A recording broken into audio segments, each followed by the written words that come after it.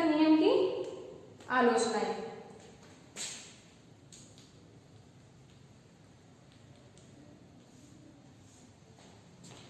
आलोचना से क्या मतलब है? आलोचना का मतलब एक तरह से दोष, है ना। देखो, समसीमांत उपयोगिता नियम एक उपभोक्ता को ये बताता है कि उपभोक्ता को अपनी आय से या अपने सीमित संसाधनों से, है ना, सीमित संसाधनों से अपनी असीमित आवश्यकताओं की पूर्ति वो कैसे करे और असीमित आवश्यकताओं से किस तरह से वो अधिकतम संतुष्टि की प्राप्ति कर सकता है, करे। इस बात का ज्ञान करता है, इस प्रश्न का उत्तर देता है हमें समसीमांत उपयोगिता नियम, है ना, समान सीमांत उपयोगिता का नियम। लेकिन इस नियम की भी कुछ आलोचनाएं हैं जो हम देखते हैं। हमारी पहली आलोचना है कि उपभोक्ता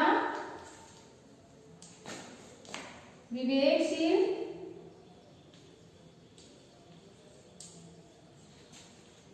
नहीं। इसका क्या मतलब है कि मान्यताओं में भी माना था कि उपभोक्ता विवेकशील होता है, वो हर संभव प्रयास करता है कि अपनी जो उपयोगिता है वो अधिकतम हो, अधिकतम संतुष्टि प्राप्त करने की कोशिश करता है।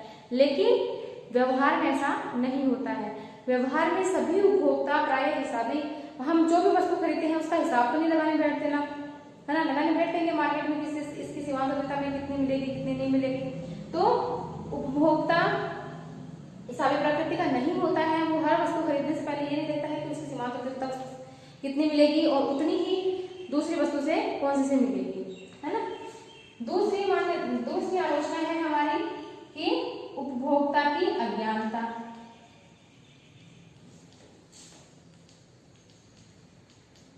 उपभोक्ता की अज्ञानता, भाई उपभोक्ता को, जैसे किसी वस्तु का उपभोक्ता उपभोग कर रहा है तो उसकी सीमांत उपयोगिता उसकी कीमत के अनुपात में है। लेकिन सभी वस्तुएं जो उपभोक्ता को उपभोग करनी चाहिए उन वस्तुओं की उपभोक्ता को जानकारी नहीं होती है। उपभोक्ता को ये नहीं होता है कि भाई सभी वस्तुओं, भाई कौन सी वस्तु की जो सीमांत उपयोगिता है उसकी कीमत के अनुपात में होगी, है ना, ऐसा नहीं होता है। उपभोक्ता को हर वस्तु की जानकारी नहीं होती है। तीसरी है अविभाज्य वस्तुएं। मैंने आपको मान्यता में बताया था कि वस्तुएं विभाजित होती है ना, विभाज्य वस्तुएं की भाई उपभोक्ता है वो वस्तु की छोटी छोटी इकाइयों का उपभोग कर सकता है, लेकिन ऐसा नहीं है। प्रत्येक वस्तु विभाज्य नहीं होती है, वस्तुएं अविभाज्य भी होती है। तो वहां पर ये नियम फुलफिल करना या ये नियम की पालना करना संभव भी नहीं होती है। जैसे टिकाऊ उपभोक्ता वस्तुएं होती हैं, बड़ी बड़ी वस्तुएं होती हैं, है ना, जो लंबे समय तक हमारे लिए चलती हैं, तो उन वस्तुओं की सीमांत उपयोगिता की गणना हम नहीं कर सकते। तो वस्तुओं की अविभाज्यता के कारण भी इस नियम का खंडन हुआ। अगला है अपना जैसे सीमित पूर्ति। सीमित पूर्ति से मतलब है जैसे कि कुछ वस्तुएं ऐसी होती हैं कि उपभोक्ता के लिए बहुत यूजफुल होती है ना, उपभोक्ता के लिए बहुत उपयोगी होती है, उपभोक्ता उनको प्राप्त भी करना चाहता है, उपभोक्ता के बजट में भी आ रही है वस्तु प्राप्त करना चाहता है, लेकिन उन वस्तुओं का उत्पादन कम है, पूर्ति कम है उन वस्तुओं की, तो उपभोक्ता के चाहने पर भी वो वस्तुएं उसको नहीं मिल पाती है ना। तो इस वजह से भी ये नियम फुलफिल नहीं होता है। हमारी पूरक वस्तुएं, ठीक है, 5 बताऊंगी पूरक वस्तुएं। तो पूरक वस्तुएं कि कुछ वस्तुएं ऐसी होती हैं जो एक दूसरे के साथ साथ प्रयोग की जाती है ना। तो किसी वस्तु का प्रयोग हम करते हैं, अगर उसकी पूरक वस्तु है उसके साथ उसका प्रयोग करना ही होगा, चाहे उसकी सीमांत उपयोगिता कम ही क्यों ना हो, तो वहां भी ये नियम फुलफिल नहीं होगा। तो बच्चों इस नियम की कुछ आलोचनाएं हुई है, इससे इस नियम का खंडन हुआ है। ये नियम और उपयोगिता ह्रास नियम ये उपयोगिता के गणनावाचक विचारधारा के थे। गणनावाचक विचारधारा जो अर्थशास्त्री हुए थे उन्होंने कहा कि उपयोगिता को मापा जा सकता है? और उन्होंने 2 नियम दिए, समसीमांत उपयोगिता नियम और सीमांत उपयोगिता ह्रास नियम। अब क्योंकि दोनों ही जो नियम है कुछ अवास्तविक मान्यताओं पर आधारित थे, व्यवहार में ऐसी मान्यताएं लागू नहीं होती हैं, इस तरह की हम नहीं मान सकते कि भाई उपभोक्ता विवेकशील ही होता है, नहीं होता है। उपभोक्ता को हर वस्तु की जानकारी होती है, ये भी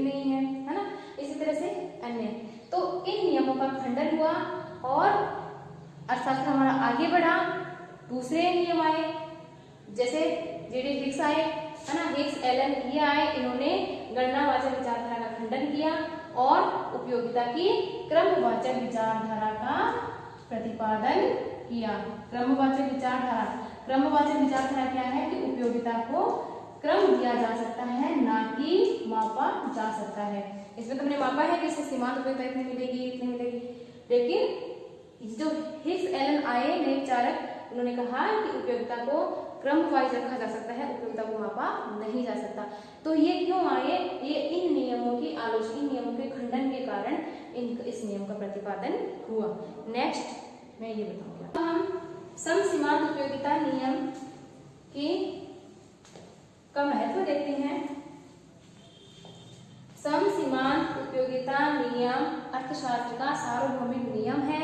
यह अर्थशास्त्र के प्रत्येक क्षेत्र में लागू होता है।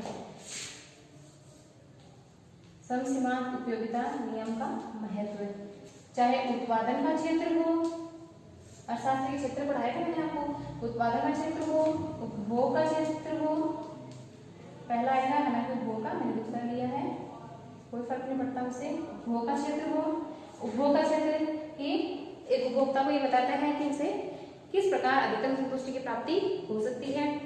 उत्पादन में भी कि एक उत्पादक किस प्रकार अपने उत्पादन अधिकतम कर सकता है ना। फिर है उत्पादन, उपभोग, विनिमय, वस्तुओं के विनिमय में भी समसीमांत उपयोगिता नियम लागू होता है। प्रतिस्थापन, एक उपभोक्ता जब तक उसकी उपयोगिता अधिकतम नहीं होती है तब तक वो वस्तुओं का प्रतिस्थापन करता रहता है, जो कि वस्तुओं के विनिमय में मदद करता है। फिर है वितरण, अगला क्षेत्र वितरण। वितरण है उत्पत्ति के प्रत्येक साधन, उत्पादन के जो साधन होते हैं उनको जो पारिश्रमिक दिया जाता है वो भी उनकी सीमांत उत्पादकता के आधार पर दिया जाता है, तो वितरण में भी। और राजस्व, सरकार भी राजस्व के क्षेत्र में भी समसीमांत उपयोगिता नियम अपना महत्व रखता है कि सरकार जो भी कार्य करती है नागरिकों के, राष्ट्र के अधिकतम कल्याण को ध्यान में रखते हुए करती है। ठीक है, तो समसीमांत उपयोगिता नियम सार्वभौमिक नियम है। ये अर्थशास्त्र का सार्वभौमिक नियम है जो सभी क्षेत्रों में, अर्थशास्त्र के सभी क्षेत्रों में लागू होने वाला है ना। सभी क्षेत्रों में इसका अपना अपना महत्व है। चलो ठीक है, अपना समसीमांत उपयोगिता नियम कंप्लीट। नेक्स्ट टॉपिक हम शुरू करेंगे आगे।